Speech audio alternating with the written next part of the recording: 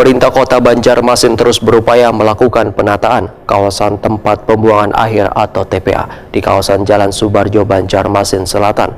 Kegagalan Banjarmasin meraih adipura pada tahun 2023 lalu, salah satu faktornya disebabkan oleh rendahnya nilai TPA, sehingga perlu dilakukan pembenahan agar di tahun 2024 ini bisa kembali merebut adipura.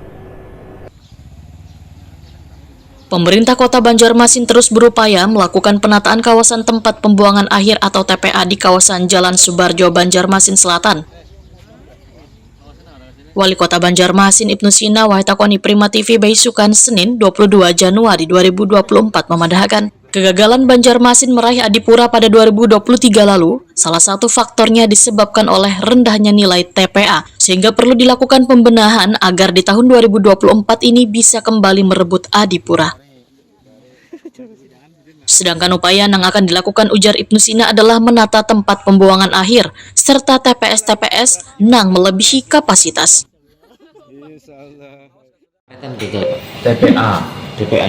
TPA kita yang memang harus dibenahi di samping titik-titik kerawanan yang ada di TPS-TPS dan juga lokasi TPS-TPS liar. TPS liar minta dihilangkan. Kemudian untuk yang TPS yang sudah ada, apalagi yang sifatnya mengganggu seperti yang di lingkar dalam itu pastikan sudah dibersihkan. Tahun ini berarti habis TPS sendiri. Mudah-mudahan.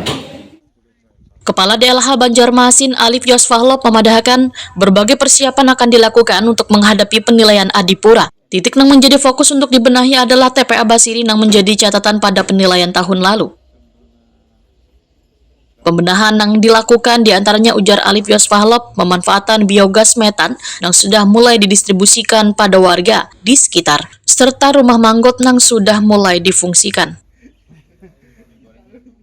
Untuk adipura kita kan dalam minggu ini ada penilaian adipura, jadi ada beberapa titik-titik memang yang menjadi fokus kami, terutama TPA.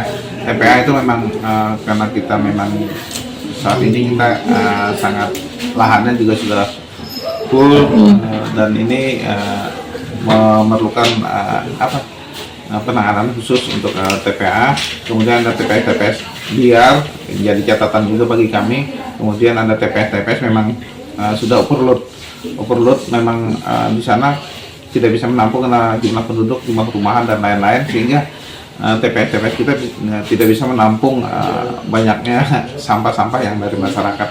Nah, ini yang perlu penanganan, dan kami bersama tim akan mencoba melakukan pembenahan di sana. Mudah-mudahan dalam waktu dekat kami bisa menyelesaikan semua permasalahan khususnya di TPS.